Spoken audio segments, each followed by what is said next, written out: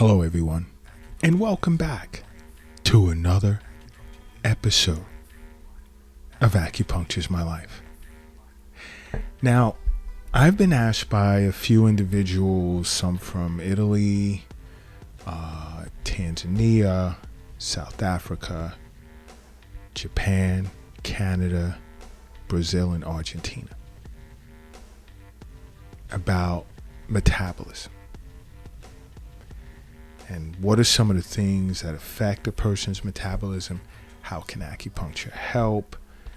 And much, much more. So I'm lumping everyone that referenced or had a question on the Acupuncture's My Life app about their metabolism. I'm putting everyone together, right? And I'm going to do a short series, possibly a 3-part series, because, I can't really go beyond that. And I know tons of you are going to have like a gazillion questions for me after these podcasts. So simply download the app. It's free at your app store. And you can ask me all the questions you want. And I'll try my best to answer them.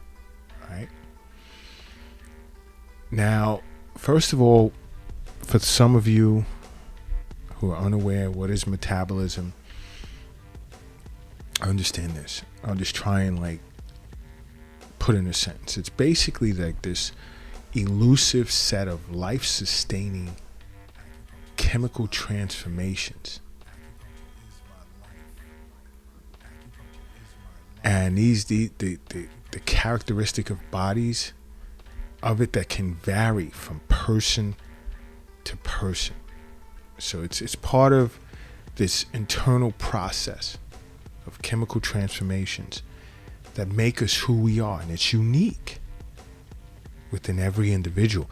And this is why acupuncturists treat everyone as unique in and of itself. It's never a one size fits all when it comes to acupuncture treatments or sitting with an acupuncturist, okay? And metabolism and having a healthy metabolism is super important. Understand something. You are at the mercy of your own metabolism. Because it's just a process of thermodynamics at work. Okay? Understand that. Now, there are things in which a person can do to boost their metabolism and make their body run more efficiently. And I think one of the things that you can do for that to happen. Bam, you got it. See an acupuncturist. See an acupuncturist because, it'll include acupuncture. It'll include Eastern nutrition consultation, cupping therapy, Tuina, Qigong, moxibustion therapy, and much, much, much, much guasa. Love guasa. I don't talk about that enough. I need to do an episode on guasa because I know many of you don't know what that is. But let's jump back into ways in which you're messing up your metabolism more than you think. And one of them I speak of a lot is not getting a good night's sleep. And if you're having sleep issues, you should know by now that I'm going to say you need to see an acupuncturist, and you should. Because if you're chronically sleep deprived, don't get pissed at yourself because you're gaining weight and you're not even eating more food. Because not getting enough sleep can cause several metabolic problems. One is it can cause you to burn fewer calories because you're Qi deficient. Lack of appetite. Again, spleen Qi deficiency. And you can experience an increase in cortisol levels, which of course stores fat.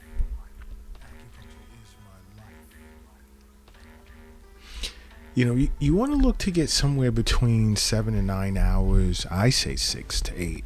I don't agree with 7 and 9, depending on your age. I got to throw that in there. Okay?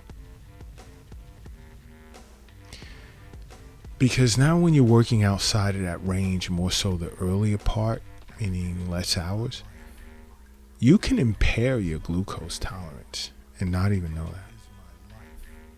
That's basically your body's ability to utilize sugar as fuel.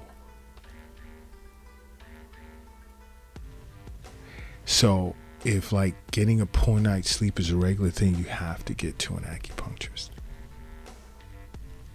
I discuss this a lot on Acupuncture's My Life TV, streaming on Roku TV, or even on the internet at acupuncturesmylife.tv. But you want to know something? If your sleep is poor, but you love to work out and train, you're going to have to cut back on working out, because now exercise being good for you becomes exercise being bad for you. You want to fix your sleep problem.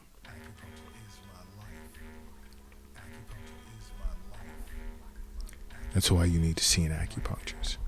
What are other things that can ruin your metabolism? What do I speak of a lot? Drinking room temperature water. You can ruin your metabolism if you start your day out being dehydrated. Many individuals will jump up, and they feel it. I'll get a cup of coffee, I'm good. You know what? Coffee dehydrates you. You ever notice you go to the bathroom more often, whether you're moving your bowels or you're urinating? When you're drinking coffee, you're losing water. You're losing fluids. You get up, you have you a nice 20 ounces of room temperature water shortly after you wake up. Why? Because water gives your metabolism that jolt that it needs to get the day started. Because you have to understand, your body's metabolic function slows down when you're sleeping. And the only way that it picks back up is like when you wake up in the middle of the night. Okay?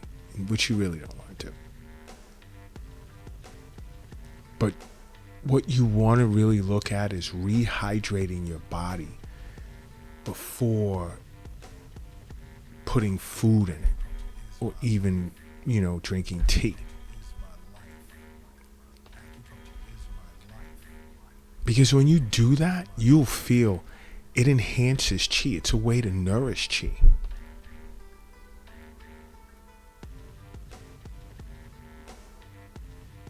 Okay? Gets you going.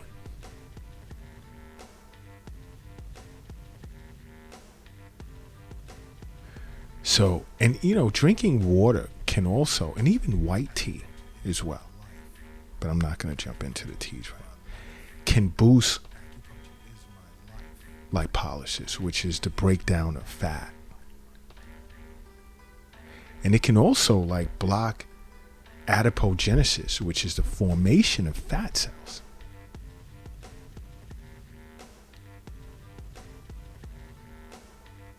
Okay? But getting into teas, see an acupuncturist first. Get a good recommendations from an acupuncturist before diving into teas. And guess what? Another way to wreak havoc on your metabolism is road rage. I know many of you are raising your eyebrows because you didn't expect that. But understand something. Unnecessary stress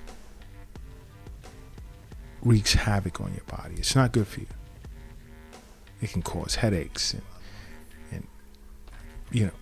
affect the chi of the stomach, because it'll cause the liver to overact on the stomach.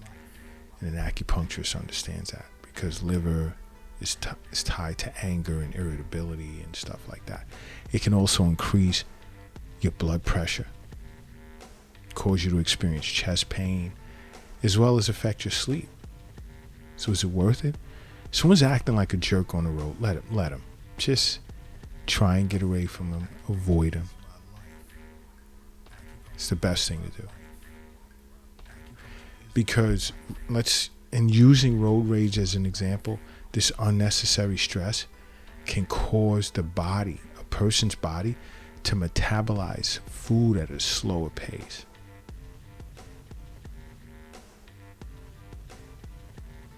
And there's a lot of individuals out there globally that like to eat this fat-laden, sugar-laden foods in the form of donuts and chocolate and chips and pizzas and all this other crap. So that is that's like a double whammy. Like you got hit twice. Bam, bam. That combo is like going to wreak havoc on you. And that combo is basically high calorie cravings and a stress-induced, slow-moving metabolic rate. Weight gain. Can someone spell weight gain for me? Obesity. Another is going to shock you, and I know some of you are going to light up that Acupuncture is My Life app. Drinking too much caffeine. Yep. Stop with the coffee. Because caffeine, it can boost your metabolism in the morning. But drinking coffee all throughout the day can now turn on you. Why? Because caffeine is an appetite suppressant. So if you're drinking too much of it throughout the day, you're not going to eat much. And now you're not getting proper nutrition that you're going to get from fruits and vegetables and certain red meats. You're going to be lacking a lot of vitamins and minerals and certain fats that are like omega-3s that are required. And then guess what? You're going to stop drinking it like at around 6 o'clock. Then all of a sudden you're going to get smacked in the face like, bam. Oh my God, I'm hungry. And not having eaten throughout the day, guess what happens to your metabolism? It becomes sluggish. And guess what? Now you're using dinner as your energy source. And guess what's going to happen? You're going to begin to store it as fat when you lay down to go to sleep. It's not good. Not good at all. And I'm going to hear from so many of you, oh my gosh, I'm addicted to caffeine. I need my coffee. Okay, you're struggling with that? Any form of addiction, you need to be seeing an acupuncturist. You know what else? Fruit. Not eating fruit. Not eating fruit every day is super important. Because we're always, in one way or another, whether it's through the water or cooking utensils or whatever, we're exposed to certain types of metals like mercury. And this mercury can take the place of iodine at certain binding sites. And guess what that's going to do? That's going to grind your thyroid hormone production to a halt. This is where fruits become your hero, your best friend. Because if you're eating fruits that are rich in pectin, it can detox metals like mercury from the body. Because pectin is like this gelatin-like fiber that tends to stick to toxic compounds that's in a person's blood, and it'll flush it out through the urine.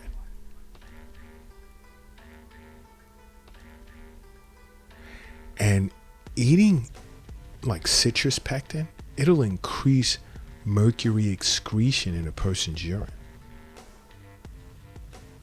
within a 20, like up to like about 100 and, 40%, 150% within a 24-hour period.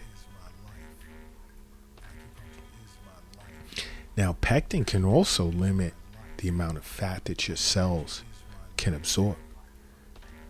And I'm talking like grapefruits, peaches, oranges. These are great sources of pectin.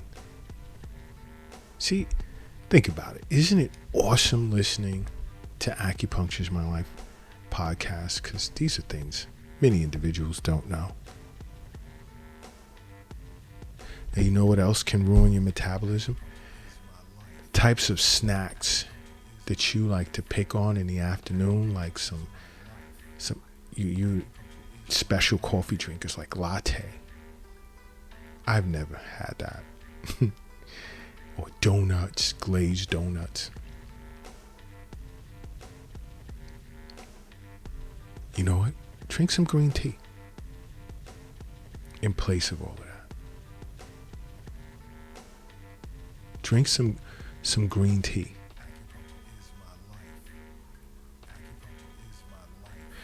You know, I've read this one study where there were individuals for 12 weeks. They had like 4 or 5 cups of green tea a day, and they would engage in 25-minute exercise sessions.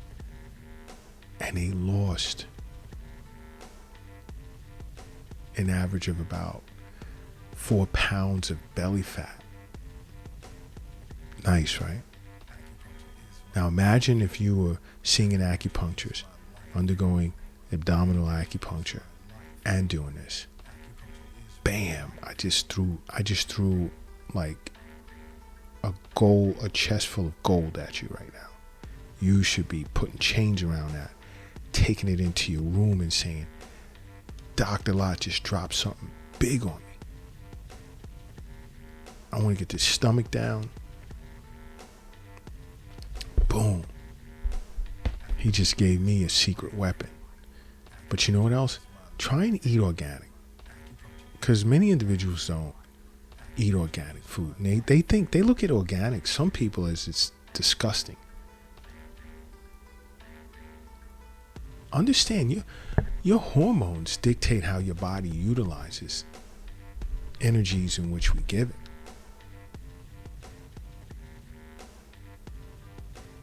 And that can range from reproductive hormones, thyroid hormones, growth hormones, appetite, insulin, as well as hunger hormones, leptin, ghrelin. You know, and it's tough for our body to keep us balanced, and it's all about and energized. So it's all about how you're nourishing the spleen and stomach to start with. See an acupuncturist, okay?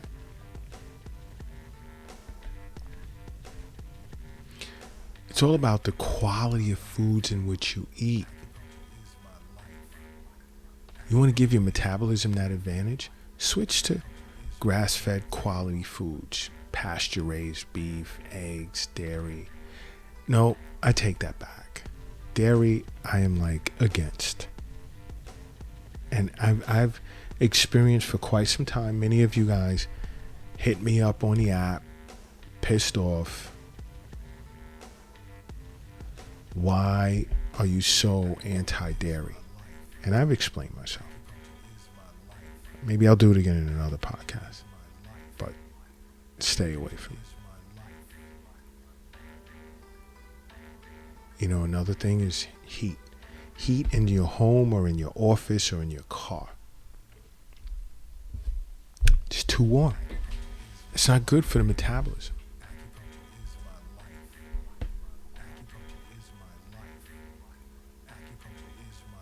Understand, your body can regulate its own body temperature. Nice, high, healthy hypothalamus. See an acupuncturist. You don't need to rely solely on like ambient temperature.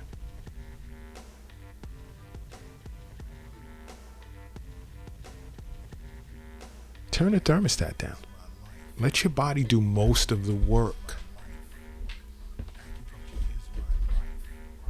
If you sleep in a bedroom or in a bed at night and it's a cool room, just do it for a month. And your body will double the amount of fat tissue that's normally burned when you're sleeping. And especially brown adipose tissue, because that's a type of fat that burns calories rather than it stores them. And brown fat tends to become more active rather in cooler temperatures than it does in warm temperature. So if you really want to do yourself some justice, turn the heat down a little bit. Turn the heat down just a bit. Now, I'm just going to touch on carbs because many individuals are really confused about carbs. And being concerned about refined carbs and your overall health and weight loss goals as well. Now, not eating enough carbs or in the way of carbs can have a similar effect. Understand something. Something in which I advocate so much is exercise, right? Now, when we exercise, our muscles need carbohydrates.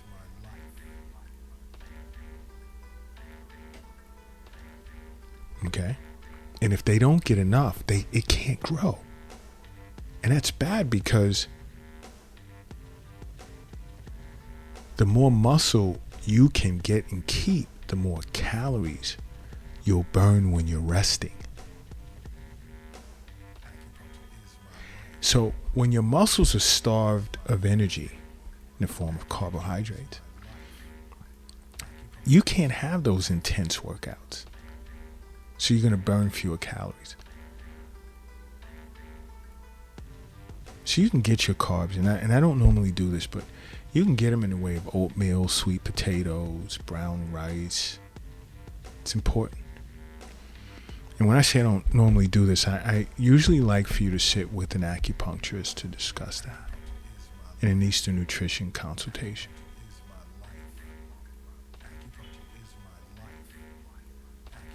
Another is exercise.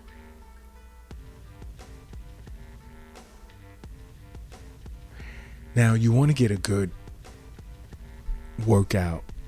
You don't want to rush. And I know some people say, well, I got to go to work. I found a few minutes. Well, I'll take a few seconds and do a couple of sets and that's it. But that's not enough to get your metabolism going.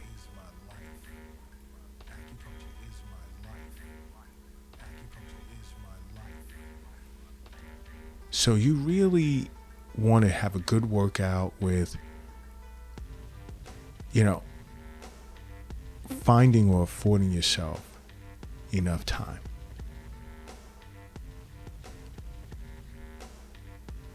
But exercise is super important.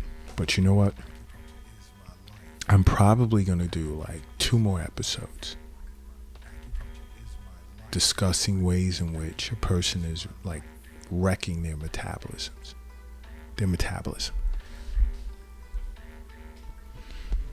And you'll learn more just by seeing an acupuncturist and making acupuncture a part of your life. Okay? Because acupuncture is my life. What's yours?